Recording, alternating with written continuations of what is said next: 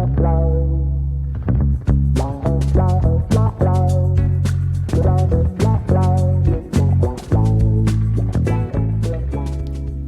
to pull up a chair and talk some Dynasty football. I am your host, JJ Wenner, and this is the RoD Dynasty podcast. Joining me tonight is Kyle Allen from the South. Wait, is it cold in Georgia? It is not. We are one of the 3 states that has been spared from the snowpocalypse. Well, I'm glad you were. How are you doing, my friend? Doing well. Enjoying this warm weather. We actually got up in the mid-60s today. It was great. So I cannot complain. Yeah, we were actually up in the 40s in Pennsylvania. And speaking of Pennsylvania, Eric Braun, how are you doing, sir? Doing great, JJ. Excited to be back here. Ready for some off-season talk. Absolutely. Took a little bit of a break for everybody after the Super Bowl, but it was a nice break. I'm ready to jump back in, though. And jumping back in with us, the king of the belly flop, Mr. Don Detwiler. How are you doing, Don? Undisputed belly flop champion right here, sir. Many years running. In fact, lifetime running. Here it is. I'm doing wonderfully. It's great to be back. Super energized to talk about football here. It's good to get back in the saddle and get going again. Yeah, absolutely. But before we get to tonight's topic, do me a favor. Hit subscribe. Leave us a review. It really does help us. Follow us on Twitter at RoD Dynasty and check out our website, RoDdynasty.com, for all of our latest articles. Now, let's check in on the news. Carson Wentz was traded to the Colts for a third and a conditional second, which most likely will become a first in 2022. Now, is this a trade where everybody actually won, Eric? I couldn't figure out what to make of this trade. It feels right. It feels like the right value. But honestly, I don't really feel like either team won. Philly has to just feel gross about the whole situation. Thank God they got that Super Bowl out of it for them, but not how they wanted the Wentz era to end. And for Indy, I don't love giving up a likely first-round pick for a guy who was just absolutely horrible last year and still has a large contract. That said, you got to take a shot, so I get it, and it's probably a fair trade. I have to agree. You're right. I don't know if anybody won, but I know nobody lost that trade. So it seems like it was a good deal overall. Now, for some reason, Houston still has not traded Deshaun Watson. Now, Watt said he wanted to be out, and they just released him. Watson wants out, and they don't release him? Two different values, I understand that, but, when a team has a history of a racist crew of owners, it makes you a little bit question it. Don, is he going to be traded? Well, if they have half a brain, he should be, but I'm beginning to wonder it's if the that's Texans. True. So, exactly. It's the Texans. Exactly, it's the Texans. And now we can't just start hanging everything on Bill O'Brien anymore because he's gone. So now it's down to ownership and new shenanigans and the clown fiesta they got going on there for whatever it's going to be. I will say, though, about the JJ getting his out and Watson not, totally different circumstances. Premium position, quarterback with just really entering the prime of his career and cost certainty with an already established contract compared to a 30-year-old guy who hadn't completed a full season in 2 years prior to last year. So totally different situations, but it's a bad optic for absolute sure. I was reading about this before we hopped on, and I saw that Deshaun Watson actually had a meeting with the new head coach today and made it clear that he had no intention of playing for the Texans again. He's still demanding a trade, but the coaching staff told him, nah, we're not trading you. So we're probably looking at a stalemate for a while. Yeah, and I don't see Deshaun backing down. He shouldn't. And in this case, the Texans are in a good position because they're going to get an absolute king's ransom either way. So somebody is going to line up to pay Deshaun and take that contract and recoup a lot of the nonsense they did and get back a lot of the capital they lost. But still, it's so hard to replace a quarterback that's a top 5 quarterback, even with direct talent. Especially so young. Now, Cam Newton said he just couldn't recover from a lack of training camp and then missing 2 weeks because of COVID. Can we consider his 2020 performance an indictment of Cam or an indictment of the putrid offensive weapons of New England? Kyle? As a Patriots fan, I feel like it is a little bit of both. Obviously, you would like to see somebody who's taken time off be able to come back and have a training camp when they're coming into a new offense. They can learn the guys around them regardless of how good they are. You can make the argument that he never really had great weapons when he was in Carolina, but this offense is awful. I'm very hopeful that they make some good draft picks and grab some good offensive skill players and build around a quarterback, whether it's Cam, whether they trade for somebody or they do end up drafting somebody. The offense needs an overhaul, and it's well overdue. Lastly, Ben Roethlisberger and the Steelers have sort of come to an agreement that Ben's going to stay, Don. Now, they are currently $19 million over the cap. What kind of contract are we looking at for Ben? Ben staying was really the only actual option here, because even if they cut him, we're looking at 30 plus million in dead money, and nobody can absorb that, especially in their current situation. They're already starting to restructure contracts and get closer to under, and once they fix Ben's $40 million cap number for this year with a 1 or possibly 2-year extension, and the second year being one of those like dead years that never actually expects to happen, they can do a lot of massaging with that cap number and get him down to like a reasonable 20. Both parties have said they're willing to come back. Ben's already said he's willing to leave money on the table to be back in Pittsburgh. And realistically, I don't want that story to end any other way than Ben retiring a Steeler as a one-team player. His career has merited that at this point. At least his on-the-field production has merited that. And realistically for Pittsburgh, drafting in the low 20s and with their cap situation, trying to acquire a new quarterback just isn't in the cards. And I don't see Mason Rudolph as the answer. So Ben coming back for a final hurrah makes the most sense for everyone. We would take your first for Sam Darnold if you want to send it on over. You know, if I was pulling the strings, I might well take that. That would make Eagles fans very mad. Which is part of the reason. Which makes everybody happy. Would you really want to see Sam Darnold backing up Dwayne Haskins? You know, this is why you don't appear on a lot of pods, Kyle. You're funny. Oh, the things you say hurt. You set that up. They hurt. All right, gentlemen. Now on to our main topic. Tonight is the first part of our 3-part free agent frenzy, where we are taking a look at the top free agents at each position group and trying to pick out the best landing spot for each of them. Of course, we start with the signal callers, the pretty boys, the quarterbacks. Now, based on my observations, there are only about 11 teams in the NFL who are 100% satisfied with their QB situation. That means there's a lot of volatility right now. Eric, the number one free agent right now is Dak Prescott. For some reason, he is unsigned. Only Jerry knows why. Coming off of a season-ending injury, what do you think happens with Dak? Yeah, so Dak is a pretty wild case because we just don't ever see quarterbacks of his caliber and age hit free agency. Of course, he might not hit free agency. He played this past season on a tag for about $31 million, and there's a pretty good chance he gets hit with a franchise tag again this year, which would be for $38 million. Of course, if that happens, that puts Dallas about $18 million over the cap before any restructures or releasing anybody. So they'd have to play with the cap a bit to make that work. They could also come to a long-term contract extension with him, obviously. Or maybe they just let him walk if Dak really wants to play hardball, if he's really got a chip on his shoulder about not getting a deal done and then having his bad ankle injury this past season, which disrupted, by the way, would have been record-setting year, or quite possibly record-setting year in passing yards.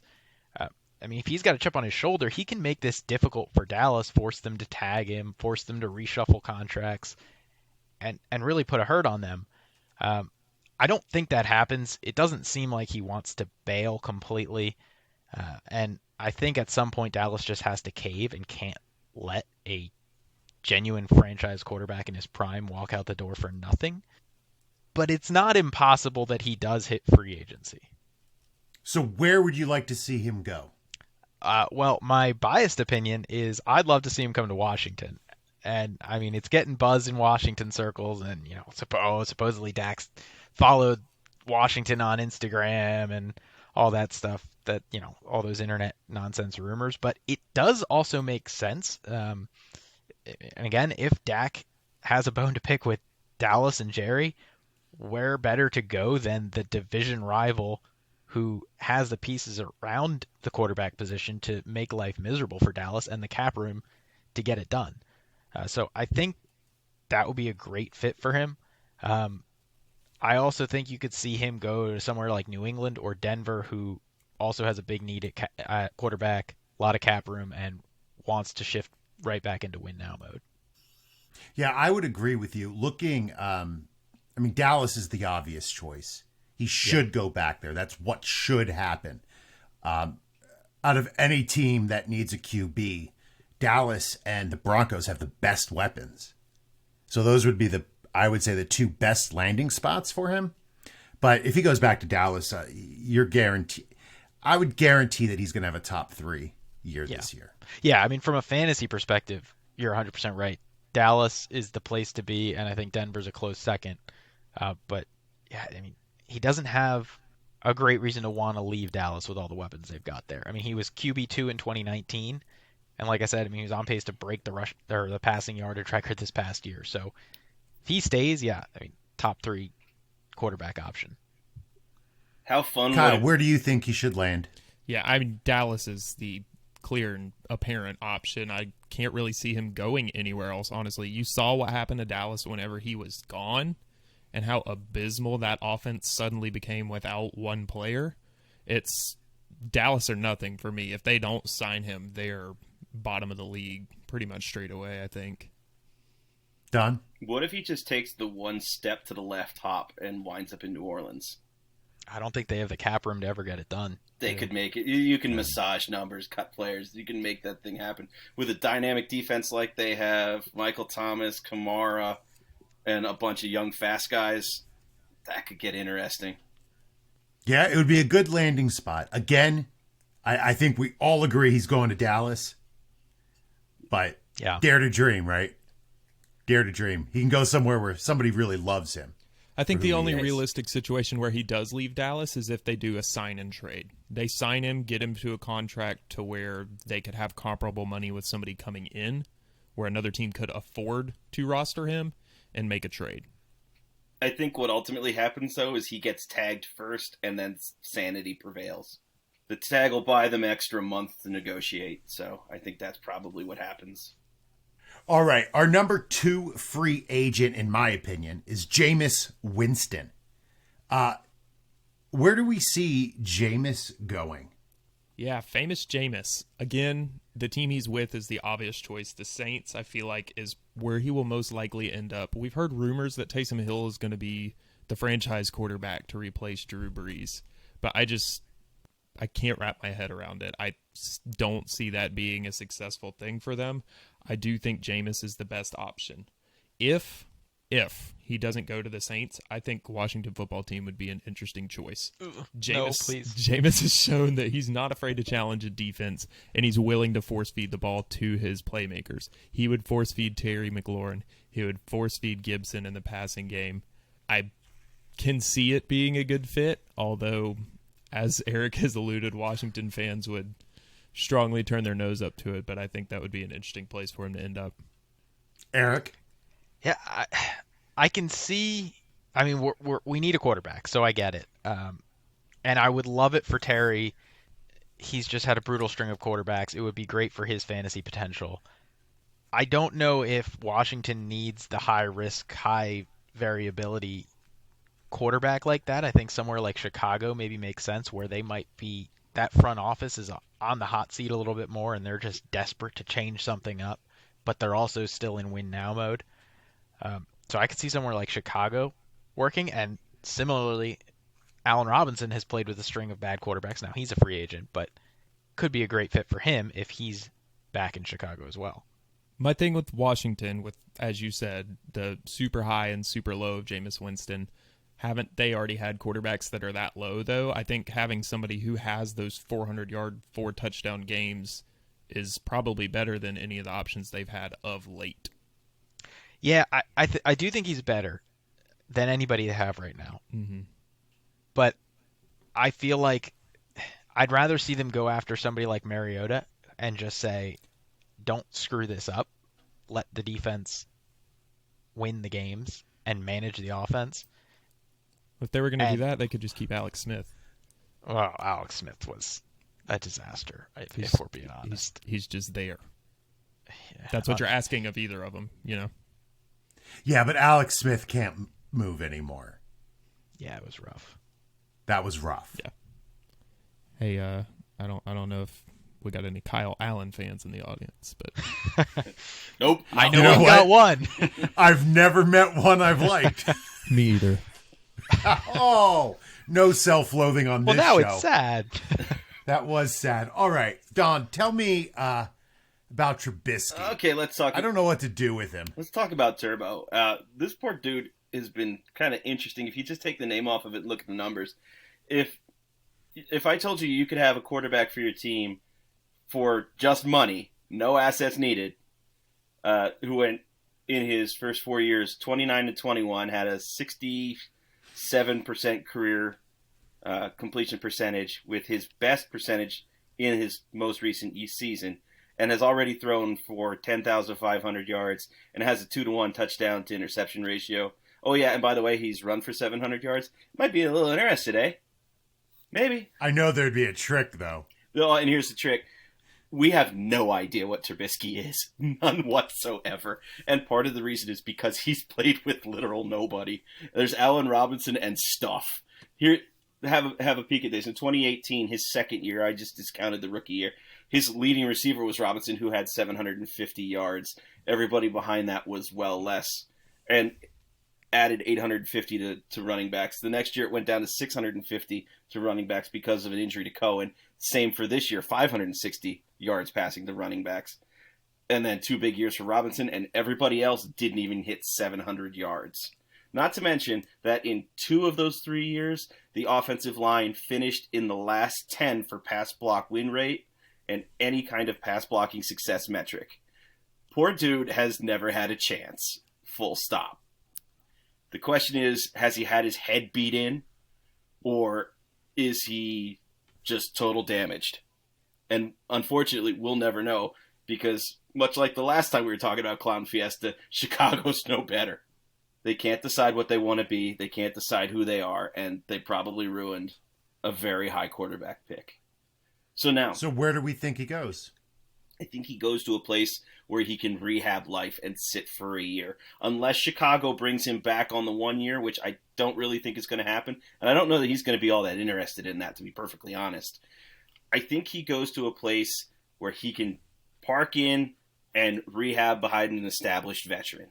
And I don't know that I'm excited about it, but the place that comes to first mind is Pittsburgh, where there's going to be an immediate opening. They can look at him for free and see if they like it. And if not, everybody walks, and he hasn't done anything to hurt his reputation behind a veteran that is definitely leaving after next season.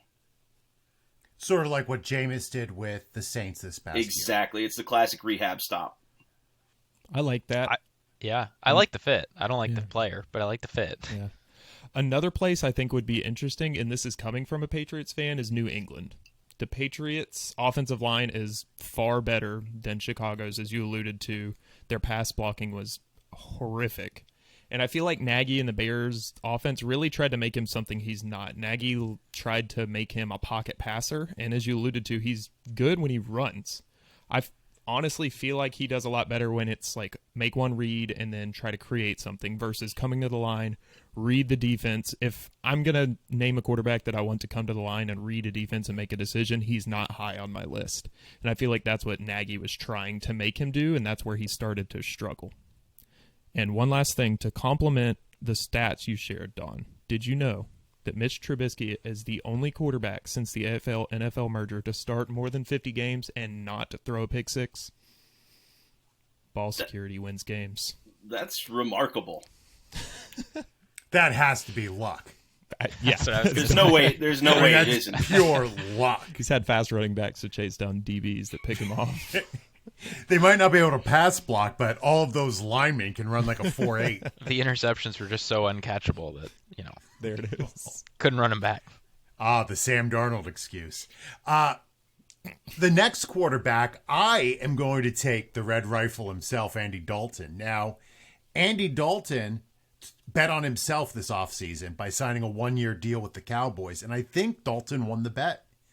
Now, when he got his opportunity when Dak went down, the first few games were shaky, but when he came back for Andy Dalton 2.0, replacing Garrett Gilbert, the former Saint who replaced Ben DiNucci, that's no longer a thing in football. That's how bad Ben DiNucci was. But Dalton really seemed to find a rhythm in the second half. He actually, from week 11 to the end of the year, he was the QB 12, ahead of Russell Wilson, Kyler Murray, Matt Ryan. So it wasn't like he was horrible. I actually think his best landing spot is New England. Now, Belichick is smart. Belichick knows that you can't rebuild a team in 1 year. And what you don't want to do is bring in the quarterback first and then everything else the following year. What you want to do is have a team ready.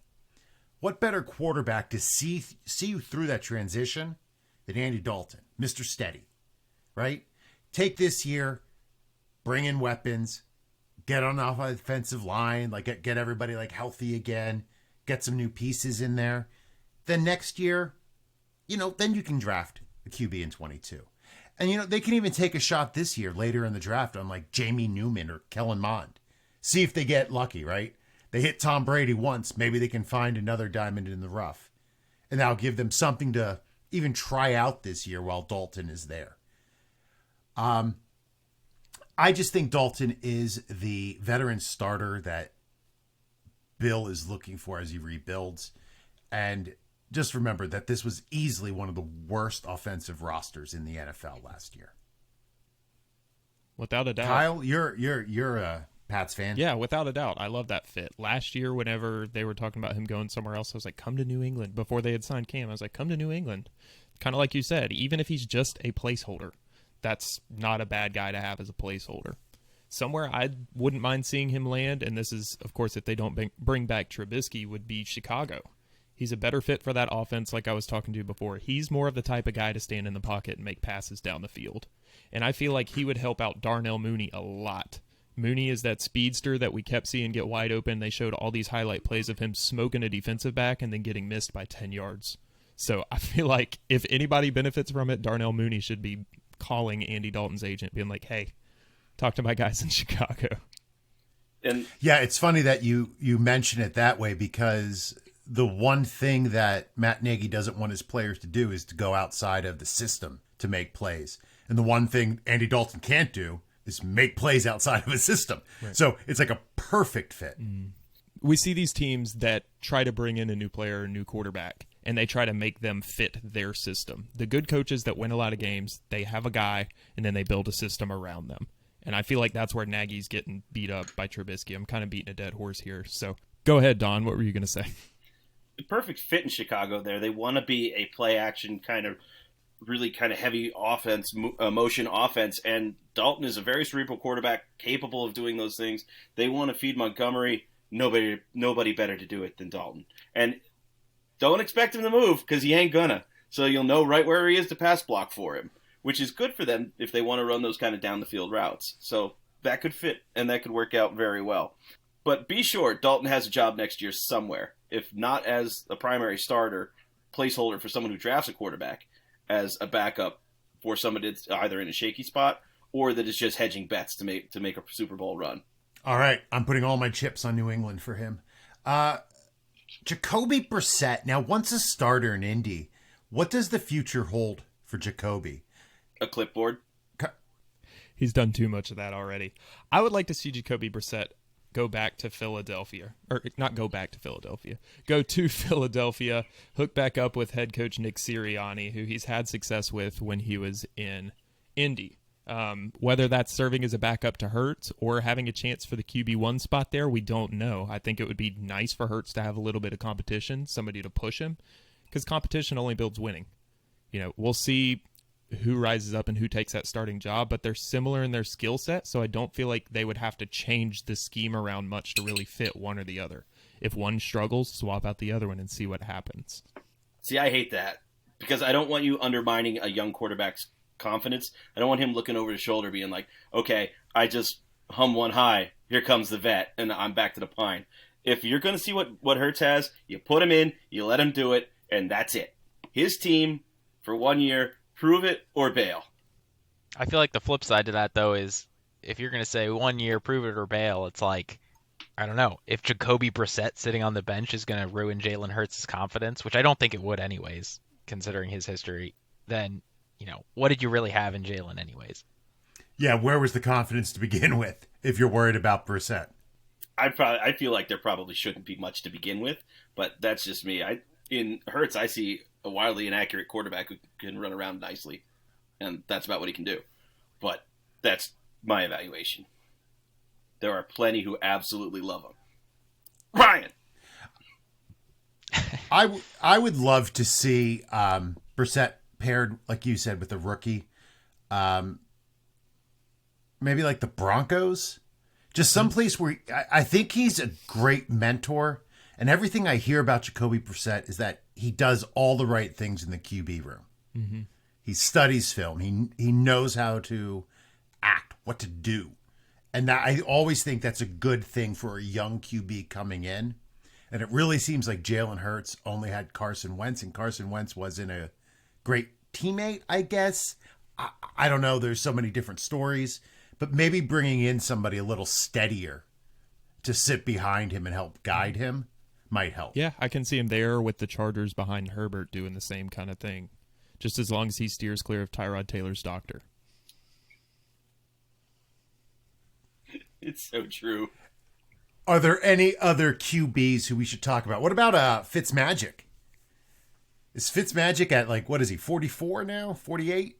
I think he's going to be the same thing like you said with Brissett, just a quarterback that can come in and be a mentor for a rookie QB, just like he just did with Tua. I mean, I think that he can come in and do that. You're all shaking your head. Fitz is not a mentor quarterback. Yeah, that's not in his DNA one little bit. He's a YOLO guy. So I don't know. I don't know where could Fitz go? Where do they need just a QB? Where everything else is in place. They just need a QB.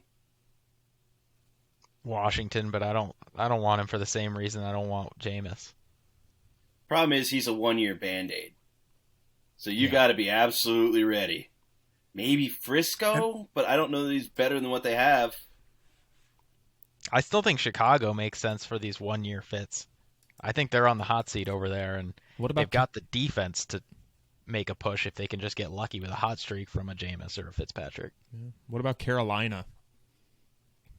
Just they're looking Teddy for doesn't a really stud. Inspire confidence. I feel like if they're going to make a move, it would be a trade for a stud QB, but I mean, To be they could honest, get a 1 year patch guy. that's where my bets are going for Watson to eventually land. I think Matt Rule's going to be happy to play the waiting game and wait them out. Yeah, I agree with that. Maybe the 49ers, maybe the Broncos. I'm not sure where Fitz goes. I mean, the Broncos might be a fun pick. They throw the rock around a lot, that's for sure.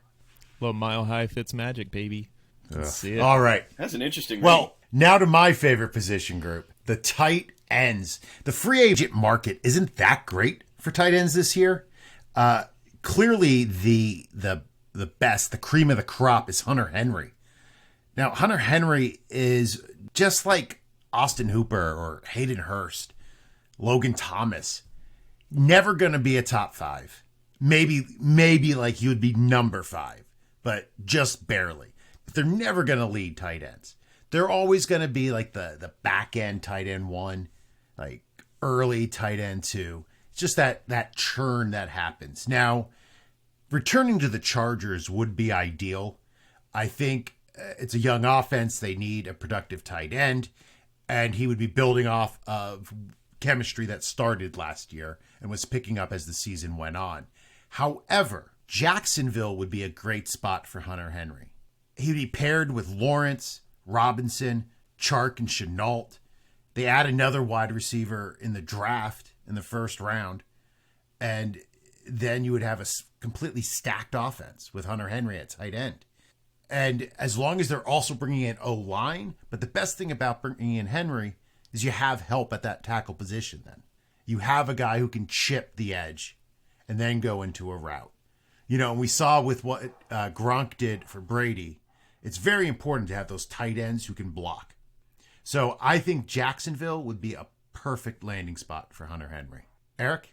No, I completely agree. I was thinking that when you first brought him up, and then you said it, and yeah, I agree 100%. I think it makes sense for Henry. He said he wanted to play with a good quarterback, so assuming he's willing to put some faith in a rookie, I mean, Lawrence should be a great quarterback. And yeah, bring in some weapons for your new franchise quarterback. Those points you highlighted, JJ, I feel like makes him a good fit for Seattle. He's an extra red zone body to complement DK Metcalf, and he can help block on the edge. The only reason I don't think he'd go to Seattle is he's not over like 40 years old. They tend to like their tight ends old. They really do. This is true. Old. Or broken. Old or broken. And extremely low dollar, which Hunter Henry will not be. Will not be, right. And I don't know if he wants to go to a run-heavy offense. Yeah. I mean, I wouldn't if I were him. Yeah, that's a You good don't point. get paid run blocking, unfortunately. Yeah, Jacksonville's a great fit All right. for him. I think Cincinnati would be a wonderful fit for him to be in the offense with Burrow and all those young weapons. I think that's got a lot of potential. He's going to have no shortage of options for sure. Another free agent who somebody at this pod might have a crush on, Kyle Allen. Gronk Yeah, is a free agent. I'm a little familiar with him. Of course, I'd love to see him come back to New England, but I think the likelihood of that is very small. For Gronk, it's Tampa Bay or nothing. If he's not going to be playing with Tom Brady next year, he's going to be retiring a la Brett Favre. The only way he comes back is if he's going to be with his best buddy Brady. I really think it's cut and dry. That's it. It's either Tampa with Brady or he's not coming back. My notes, Kyle, say Bucks or bust. He won't play without Tom Brady. Yeah. He's not going anywhere else. He's either retiring and losing the 80 pounds he just put back on to win a Super Bowl, or he's going to run it back with Tommy, which might happen. Don, Eric, you guys think anything different? Yeah. I can't see a scenario where that doesn't happen. All right, let's go on to Mr. Jared Cook. Don. Classic veteran, knows exactly what he's doing. Not a great blocker, but always serviceable in the passing game and has been utilized effectively for now almost 14 years. It's amazing what this guy's been able to achieve in his career. And still not really slowing down. Still very effective in the passing game. But this is a guy that you're going to get on a short-term contract, a 2 to 3 year kind of deal. And it's got to be in a offense that is looking for production in the passing game from their tight end. And I think Tennessee is an interesting place for this to happen. In the event that one of their tight ends leaves in free agency or is cut for salary cap purposes, this could be an interesting fit. If he ends up later in the season and doesn't necessarily have a dance partner, I could see him going to Indy on a low dollar deal. But to be that receiving tight end, if they don't end up with Ertz, I think Cook might be an interesting deal with Carson Wentz, who has throughout his entire career heavily emphasized the tight end position in terms of total targets. And that would be an interesting fit, considering they have Pittman on the outside, a very good running game, and then you put Cook with that offense, get you more of a red zone kind of flair. That could be interesting. Kyle, what do you think is the chance that we let Russ cook? Hey, we're talking about old tight ends going to Seattle. I wouldn't mind seeing it. I think that would be a good fit for him. However, I feel like they need a tight end that can block well, and that's unfortunately not one of his strengths. In 2019, when he was a free agent last, it came down to New England or New Orleans for him. And he said the only reason he didn't choose New England was because at that point Gronk hadn't said he was going to retire. He wasn't sure if he was going to have the chance to be the clear number one guy. And now that there's not a good tight end in New England, I feel like it'd be a good match. Even if it's just for a 1-year deal, it kind of fits. Yeah, but let's not forget, he wanted to go to the Pats to win a Super Bowl. That's very true. Right. Brady's no longer there. I don't know if that desire. Yeah, it's certainly less attractive. A little bit. I would like to see him go. I mean, obviously, Kyle said that he's not a great blocker. He actually, out of 100, he scored a 3.2 according to PFF in run blocking as a run blocking grade. That's pretty bad. I mean, it's better than the entire Jets offensive line, but still pretty bad. What do you have to do to get a 3.2? Just like touch Nothing. a defender? You have Just, to like, fall put down down and unless trip you a go guy by and high five? once. Just once. Wait. What is it? I feel like you have to try to get that low. I spit in your general direction. No, it's the other end. Exactly. What was it? I fart? I fart in your I will general fart in direction. your general direction. Yes. I think that's what it was. Sorry, my Monty Python is in. I have to brush up a little bit. Dude, quit talking So about your Python. I thought he might. I would love for him to end up somewhere, maybe like Arizona. Unfortunately, I don't know if they would pass to him enough. Or the Bengals. I think it would be a good thing for Burrow, to have a 2 tight end lineup with CJ Uzomah on one side, maybe Cook coming in as that third down or pass, like red zone threat. I think that would be nice to add a weapon, and it might be a weapon on the cheap. That's right in Cincinnati's market on the cheap. Yeah, it is. All right.